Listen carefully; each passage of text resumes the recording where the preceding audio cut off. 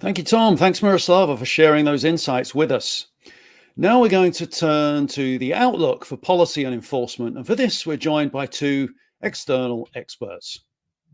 Rachel Fioril is a partner with the national security practice at the law firm Morrison and Forster. She's also previously was head of enforcement at the Office of Foreign Assets Control, which is the main US sanctions enforcement body. And we're joined by Rachel Fioril, who is a sanctions and geopolitics expert. She's an advisor to the firm Horizon Engage, and she's an adjunct senior fellow at the Center for New American Security. Rachel, welcome. Thank you so much for joining us.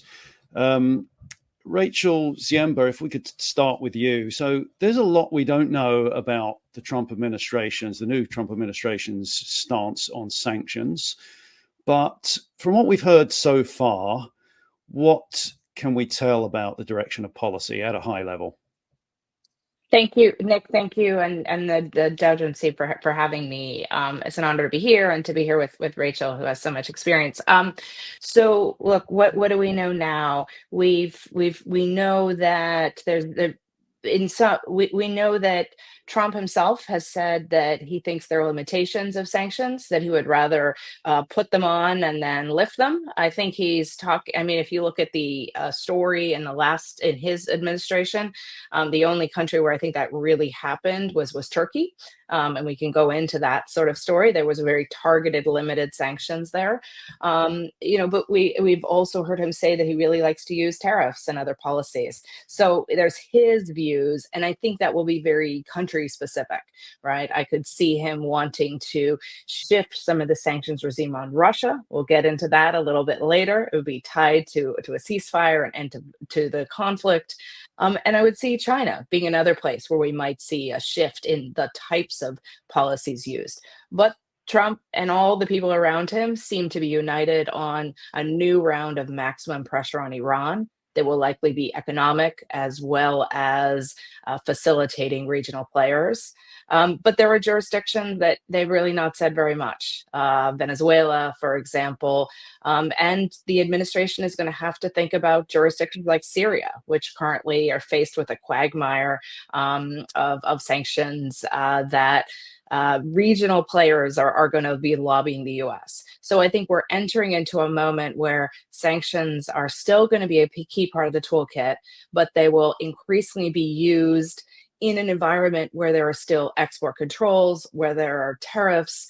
And I think this makes for, and there's going to be questions on enforcement because a lot of sanctions might remain on the books, but there's question marks about how strongly they will be enforced. And US businesses, global businesses, will probably need to focus on what's the law. And so I think it's going to create a lot of compliance challenges as there's more clarity about those priorities. And I'm sure we'll get into this later, but it also creates an environment of potential different alignments with U.S. allies, with other entities in the G10. My very, very last point is that, in a sense, we partly know less about the sanction stance because in this transition period, Trump has been talking about coercive policies towards allies, not towards the countries that are typically subject to sanctions regimes. Yeah, Rachel Fioril. So, from what you've heard so far, what do you think? Was your view similar to Rachel Ziemba, or do you have any different perspectives? Yeah, I mean, it is similar, and it's a pleasure to be here with you both today. I'm looking forward to the discussion. I think, in terms of reading tea leaves, I think that's harder to do with this particular incoming administration, given what we saw in President Trump's first term in terms of the failure of people to predict necessarily what his administration was going to do or react. He has announced a number of nominees for key positions, which I know we'll talk about in more detail. But, ultimately, although those individuals are going to drive national security and foreign policy, I expect, we're really going to be moving with respect to Trump's policy preferences and direction. And, in all things, President-elect Trump sees himself as a sharp businessman. He looks for opportunities to make deals. He has, I agree, criticized sanctions. I think he has concerns that overuse can, lead to impact on the prevalence and primacy of the U.S. dollar. But he also likes sanctions, like all administrations or presidents do, because they're cheap to impose. They're powerful. They're easy. You can do. He can impose them without congressional action, without buy-in from the Democratic Party, and I think that we will see him also, following trends of recent years, build on the sanctions and non-sanctions foreign policy tool that the Biden administration has pushed out the same way Biden did with respect to some of the new tools the first Trump administration pushed out. I think Rachel had noticed this, but sort of once a tool is created, you don't really put it back in the toolbox in this space. And,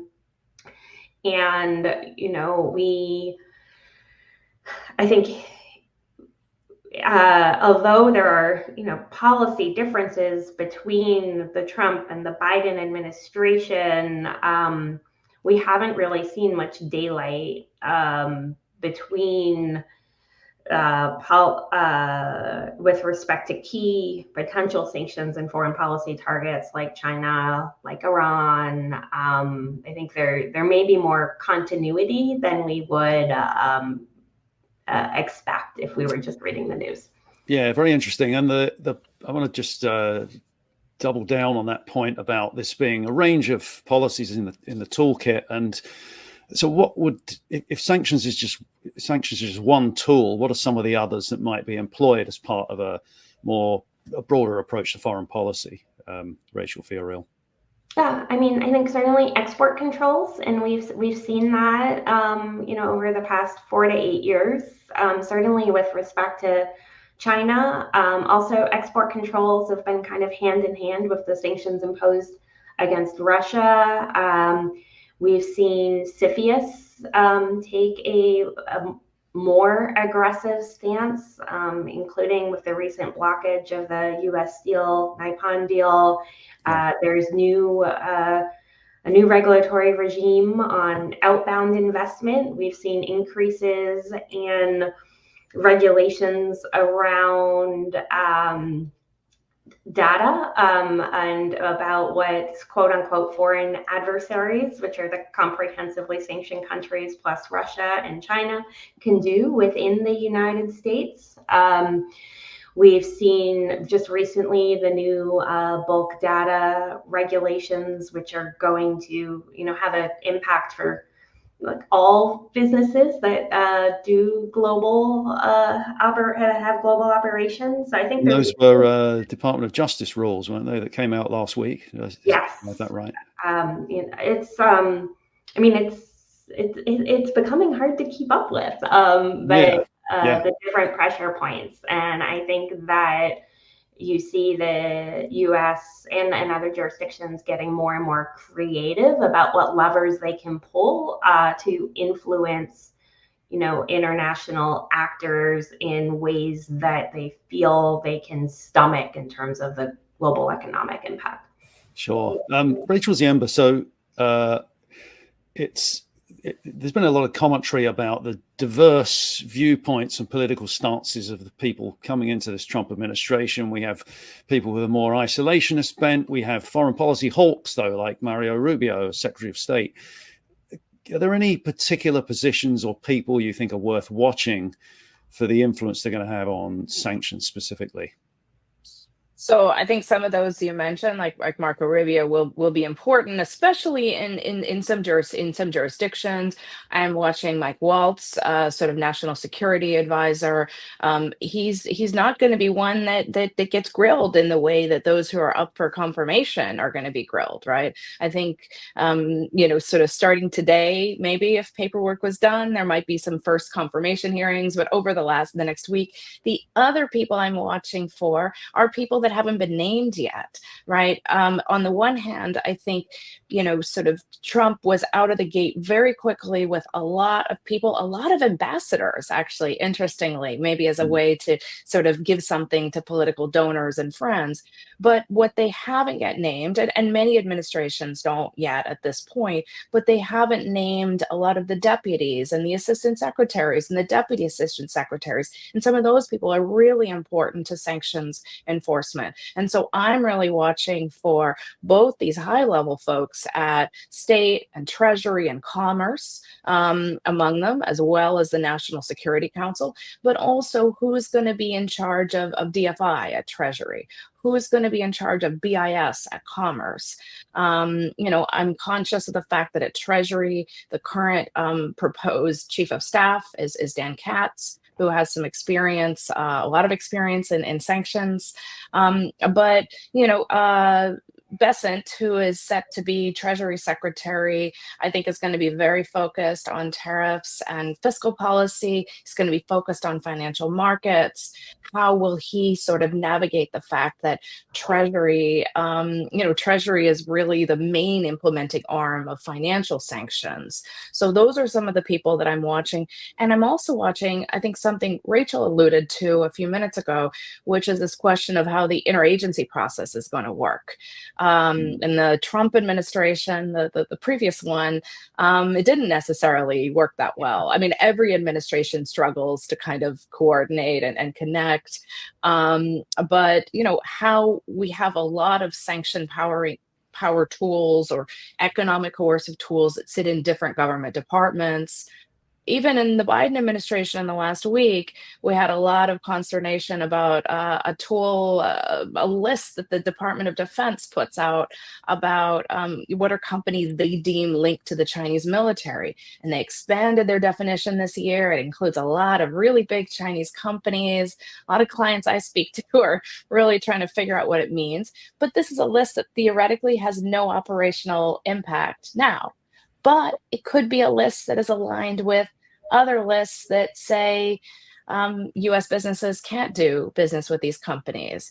And I think it's the kind of thing where we could see a lot more focus. So who's in these roles? And then at the end of the day, of course, I'm watching Trump, right? Yeah. What is he saying? Every He's in president, charge, right? He's the guy in charge, and he'll call the shots. exactly. And he might listen and the question will be who's he listening to and what's going on in the day and what does he think a good deal looks like? And this brings us back to a point Rachel made at the start, which is that it's harder to predict because there's maybe less signaling about what a good policy would look like. And I think when I have my policy making advice hat on, I think about, if sanctions and these tools are more effective when they're linked to a strategy. When I have my, corporate advisory hat on, it always helps if I know what the administration is trying to do, because then I can maybe predict what's coming next. And so I think, especially in a transition period, it's harder to do that. But those are some of the things I'm watching. Great. Thank you for that. It's very insightful. Rachel Fiorell, so we've touched on a couple of regions where we might see some policy change, Russia and Iran. Obviously, we can't predict, based on what we just discussed, we can't predict what's going to happen. But what about a couple of scenarios? Like there's a lot of interest in the Russia sanctions, of course, because those are so expansive, as we saw in the last presentation. But what do you think are the possible ways that this could go under the administration in regards to Russia? Sure. At a high level, I think that we may kind of counterintuitively, where Trump is talking about making a deal with Putin, ending the war, he may have an incentive to actually escalate sanctions in advance of attempting to start those negotiations to ensure that he goes in with a strong hand. I don't think we will see any kind of writ large reduction at sanctions unless and until there is that sort of ceasefire and resolution of the war. And I think that we will see a greater divergence of measures between the United States and its Western allies. I think one of the things that's been remarkable about the sanctions that have been imposed against Russia since 2022 have been the way that Europe and the UK have, come along with the sanctions imposed against the United States, in part because the Biden administration took great pains to ensure that they felt that they were kind of equal partners at the table, and having a voice and being responsive to areas where sanctions that might not have an impact on the US economy could have a severe impact for Europe or for the UK interests. And I think that we will clearly see, or expect that we would see less of that, given Trump's America First vision. And I think, though, that we are also, one of the interesting things that I picked up on from last Friday's action, and this gets technical, but there are, with respect to the 2014 Russia sanctions, there are restrictions that Congress put in place in 2017 out of fears that the Trump administration would roll those back. Overwhelmingly bipartisan effort to pass legislation that put limitations on the rollback of sanctions imposed under certain executive orders. And President Biden and his administration have mainly, since the war started, been imposing sanctions under a newer executive order not tied to those congressional restrictions. But on Friday, in the designations that they put out, they kind of double designated those companies under both programs. So it doesn't mean that Congress would take a different view from Trump with the rollback of certain sanctions, but it does create, an additional layer of red tape, as if we're looking at like a quote unquote snapback of Russia sanctions. Yeah, great. And Rachel Ziemba, what about Iran? Because the pledge has been to restore the maximum pressure on Iran. Let's not forget that Iran had plans to assassinate President Trump, which you can be sure didn't endear them to him. So what might we expect there in terms of possible ways that this could play out? Yeah, and look, I think this is another example as well. I mean, the Russia case is a little bit different, but the things that the Biden administration has been doing in the last few weeks are sort of quite relevant to where the Trump administration will start from, right? In Russia's case, maybe it ties their hands or it gives them leverage, perhaps. Some members of the administration may want that, some may not. Congress obviously is a factor here. I think where Iran is concerned, we saw starting in October of this year, the Biden administration targeting more generally the shadow fleet that carries Iran's oil and did another round of those sanctions in late December. Of course, this has been very much part of a theme of targeting the shadow fleet more generally, right? The Russia and Iran, sort of nexus there.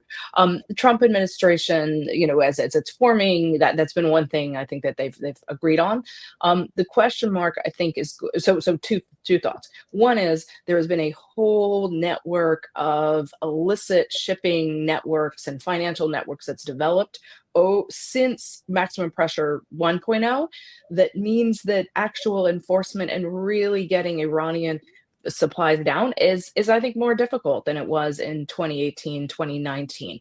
At that point, you had larger bulk cargoes, you had more direct involvement with the G10 financial system. It was much easier via secondary sanctions and snapback to stop that trade, to get it down to a low level. Now there is a whole, as I say, illicit network. So that doesn't mean they can't, sort of plow back, but it means blunter targets. Chinese ports, Chinese banks, Chinese infrastructure, and that could be something that they do. But the question is, how does that fit in with goals on China? And also the other thing that I think is a little bit different in the region and vis-a-vis Iran is what are going to be the roles of U.S. regional partners. So, for example, the role of the GCC countries is a little bit different on how they see Iran's threats or the best way to manage Iranian threats now than in the past. So I think we will see tighter financial measures. They will impact Chinese, the intermediaries in the UAE and Malaysia. One might want to be watching that, but also Iraq. There could be many interests in Iraq that come under pressure because incoming members of the Trump State Department have been very focused on the smuggling that's gone on to between Iran and Iraq. So those are some of the things. And then there's a question of how much the U.S. looks and delegates to allies in the region, especially Israel. So I don't see a lot of U.S. direct kinetic military action, but that will be a question. But overall, the Trump administration is coming in thinking that they want to hit Iran while it's down, while it's weaker, and economic policies are going to be part of that. And more generally, I think across the board, even I think what we're just sort of going to see is a greater web of policies there. On the really great points Rachel made on Russia, I also think that this is maybe going to be a test of how difficult it is to lift sanctions and what happens in a jurisdiction. As we learned from Iran at various points, what happens when some sanctions are lifted and some are not. And I imagine this is going to be the kind of place where even if some are lifted, a lot of them and a lot of the export controls could remain in place for quite a considerable period of time. And so I think that's going to be something to watch in any jurisdiction where the Trump administration is trying to lift or suspend sanctions. Is this, Rachel, feel real? Is Iran an area where we could potentially see some significant divergence between the US and the rest of the world when it comes to sanctions?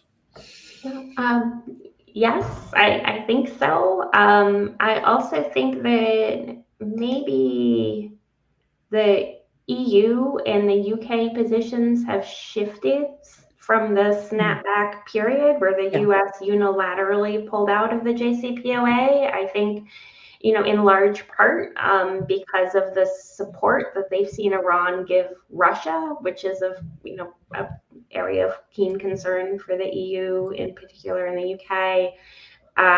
So, they have continued to, over the past few years, roll out new sanctions against Iran. I don't think that those regimes are looking at this stage to re-engage with the nuclear deal.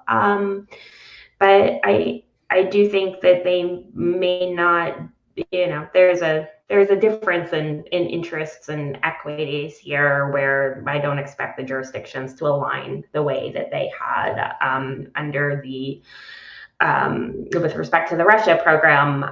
But I also would be surprised if we see strong efforts by these jurisdictions to assist Iran with, say, like alternative payment mechanisms. I expect, Europe to largely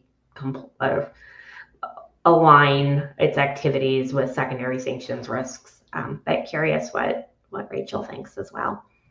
Yeah, just really briefly, I know you have more questions, Nick. I think the other question is, so what, do we see a divergence? And I think Rachel's right that it's not as divergent as it was in the Trump administration, but also how much does it matter from a sort of legal standpoint, especially for G7 companies? And I think the lesson from the Trump administration and the Biden administration is that especially for European, Japanese, sort of globally relevant companies, it doesn't matter so much when the U.S. is using extensive secondary sanctions pressure. right? The attempts to create the kind of financial workarounds that Europe tried to do in 2018-19, they didn't go anywhere, in part because for European countries, the sort of costs of doing business with Iran, were sort of very high, and the sort of benefits were perhaps much lower, and the risks of losing the US market were so high. And so I think that's an example, and we see already, even with some of the Russia sanctions, the way in which the OFAC sanctions have more extraterritorial, power by their nature, and the U.S. is using versions of that extraterritorial power, so the ability to impact third countries, not just the direct target. But also on the export control side, I think it's one of the reasons why you had allies in Europe and Asia coming together on export controls to China.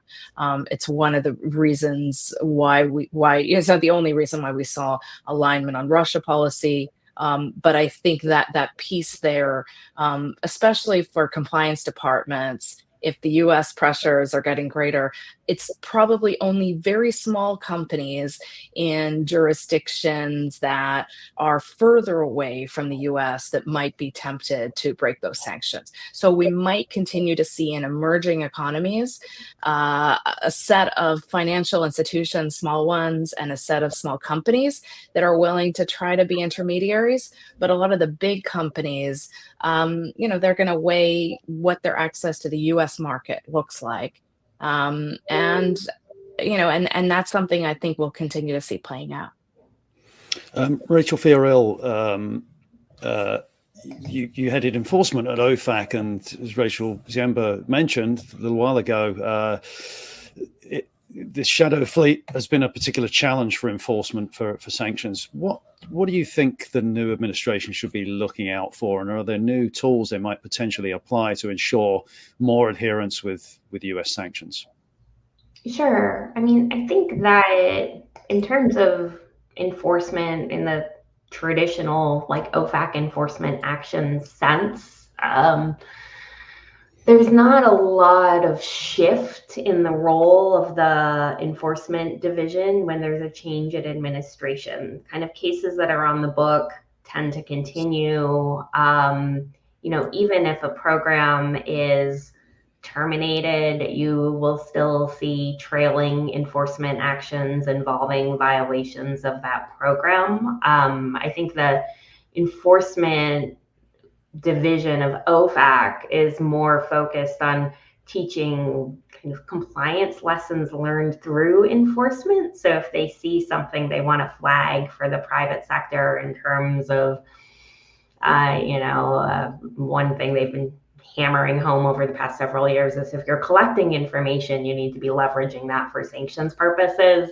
And those sort of cross-programmatic compliance lessons learned remain relevant regardless of which sanctions program prohibitions are triggered. I think that we've seen and heard a lot about a focus on Russia sanctions enforcement since the war started, and we've seen other types of enforcement take more of an active role in terms of seizing assets, seizing yachts of sanctioned Russian oligarchs. We've seen an increase of enforcement on the export control side, and I think that we'll see kind of as these cases take time. I'll also add that we also saw the expansion of the National Security Division in the Department of Justice, and an increase by, I think they got 25 new prosecutor positions with a focus on export controls and sanctions. And not enough time has passed to see the uptick in enforcement in terms of public actions that are going to come out of that increase in resources. So I think we will, regardless of what happens with the Russia sanctions, I think that certainly those prosecutors, certainly OFAC, the enforcement division, they're all being encouraged over the past 2 years to find cases involving Russia and to focus on those. And we're just starting to see some smaller cases related to the new Russia sanctions coming out. But I think those larger cases are probably yet to come. And I know there's a few cases that are moving their way through OFAC related to those programs. And I think whether we continue to see like additional, I think of like enforcement through secondary sanctions, so designating additional vessels, designating additional like non-Russian entities that are assisting Russia's invasion of the war, political pressure through diplomatic channels, warning of the threat of those sanctions to change behavior, in various regimes. I think that is where we're more likely to see potential differentials depending on which way the Trump administration goes in terms of policy. And what about enforcement in other regions by other authorities? Because that's been lighter than OFAC's efforts, isn't it? Yeah, I mean, I think that OFAC has been doing enforcement for much longer than the UK, for much longer than OFSI. I think OFSI is starting to find its footing and navigate how it's going to stand up in its enforcement program. I think they've had a couple of cases that have seemed, perhaps a little bit tic-tacky. But I think they have, there's a lot of coordination between OFSI and OFAC. They have cross-border secondments now, and I think that we will start to see an OFSI enforcement division that perhaps starts to more resemble an OFAC enforcement division. I don't know whether because of the difference in the reach of the sanctions and the extra territorial stance that the U.S. has been willing to take in its enforcement action, I don't know if we're going to see like big bank cases coming out of the UK, but I do think we'll see a ramp up in enforcement because the UK and OFSI have also devoted resources. They have ongoing cases, and they now have a process in place to move those through. And so I think we'll see more from OFSI than we've seen in the past. I know the EU is just setting up for the first time an EU enforcement arm. I think that will take some time. And I think that where the EU ends up in that effort will depend on a lot of different factors. It's hard to get all the member states to align. It's hard to get them to cede any authorities in any area, frankly, but in particular in this area. And I think that it'll also be driven by policy.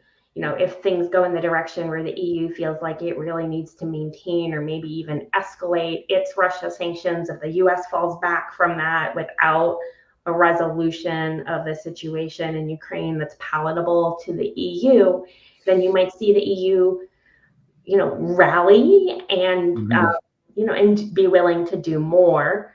If there's a resolution in Ukraine that the EU can stand behind, then we may see a decrease in a focus on sanctions within the EU, because I think that this, this movement has really been primarily driven by the real foreign policy concerns facing the EU. Very interesting. So we have a lot of questions in the Q&A field. I'm going to turn to those momentarily. One last question for you, Rachel Ziemba. Going back to Russia's invasion of Crimea, the US started using sanctions on financial securities. Do you think there's likely to be any change in the application of those under the new administration? Not anytime soon, right? I think that the primary focus is going to be on other issues before we get down to security, sort of restrictions on securities.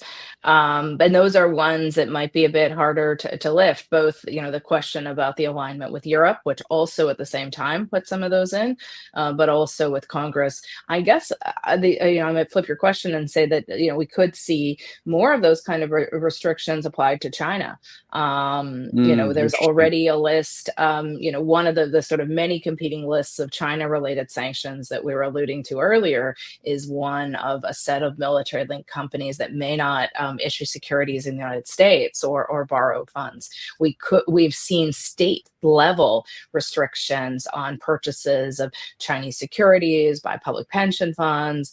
I wouldn't be surprised to see more of such restrictions. As there is this focus, particularly on security threats involved in China. Now, some of those might be bargained away in any big sort of trade deal. There's a lot of questions, but I might be watching sort of for the places where that scales up. We're also seeing at the beginning of this year the outbound investment screening. That's not securities, but it's venture capital investments in Oh, China, for yeah. example. And it's at this point it's a pretty narrow subset of activities that are limited, and a lot more where the rule is you need to share information with the government who's going to be monitoring it. And I think there might be a lot more things like that. We've seen Congress, they wanted to expand that rule. It was one of the things that didn't happen in the sort of funding of the government at the end of last year. So that would be somewhere I would watch. And that's really about closing loopholes that security professionals believe are there in existing tools. So, for example, CFIUS already covers sort of large flows, other tools, and so we might see, to Rachel's point, once a tool is created, it often gets expanded and used for other creative purposes. And I think that's going to be one, that sort of financial flow piece may be used more. And I'm really curious to see how that interacts with Trump's policy, stated policy to attract more investment into the United States. Are there limits to that? How are Chinese companies treated? How are foreign investors from, say, the Middle East treated that also have links with China? How will this desire for sort of bringing assets, bringing investment, bringing manufacturing to the United States conflict with security goals that may come down to the identity of the investor and their global links? And those are all going to be things that I think due diligence teams, compliance teams are going to have to be grappling with going forward. Great. Thank you for that. So we've got time for a couple of questions. And for those of you who have questions about the data, some of those are specific questions about what's included in the data. We'll follow up with you by email on those. But Rachel Fiorel, I'll give you this first question. This comes from Jamie.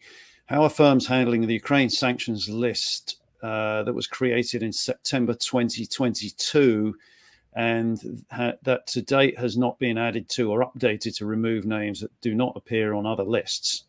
Is that anything that's come up with any of your clients as a complicated area?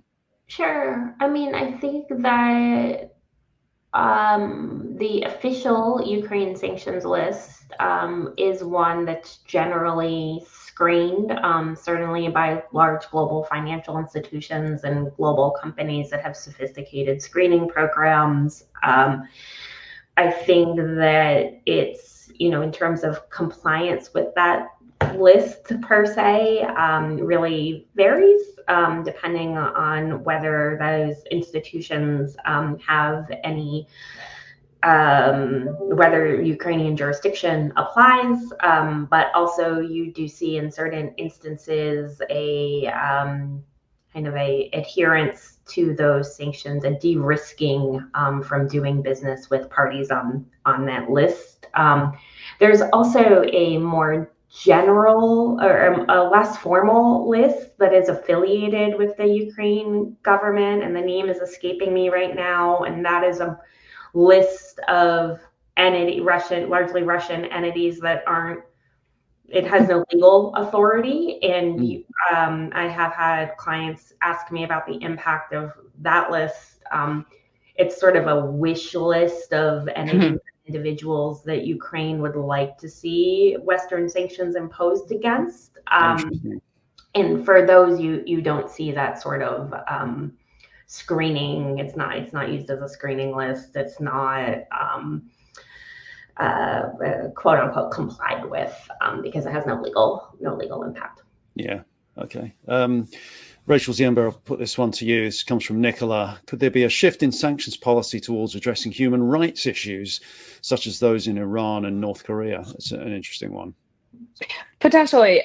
Overall, across the board, I would anticipate that Trump administration might be a little less focused on human rights as the primary trigger for sanctions. I think we've seen a lot of use of like Magnitsky sanctions on human rights and other issues under the Biden administration and those before it. I think human rights could be used as a justification in cases where the strategic argument is for tougher sanctions. So Iran, definitely case in point, maybe North Korea, perhaps Venezuela, if they decide they really want to put more pressure on Venezuela. But I think this tendency of sanctioning officials that do human rights violations on their own population, I anticipate that, and that are trying to counter corruption abroad, I think we'll probably see a little bit less of that. Now, from my perspective, I wasn't sure that a lot of those measures actually had much impact, particularly in countries that are already subject to many sanctions regimes. Countries where they don't have a lot of sanctions already, maybe it did. So we'll see how that plays out. And sadly, we're out of time. It's we've run through the 40 minutes that we have for this discussion. I know there's a lot more that we could discuss, and it's an ongoing conversation. We'll see what happens in the next few weeks, and we'll definitely be revisiting this topic in future. Rachel, thank you so much for joining us and sharing your thoughts and expertise. Thanks also to Tom and Miroslava for the earlier presentation. We will be posting a recording of this, so look out for that. And for those of you whose questions we couldn't get to, apologies, but we'll try and follow up and answer them after this is all wrapped up. Thanks to all of you for joining us today, and we really hope to see you at future Dow Jones events. Thank you. Thank you.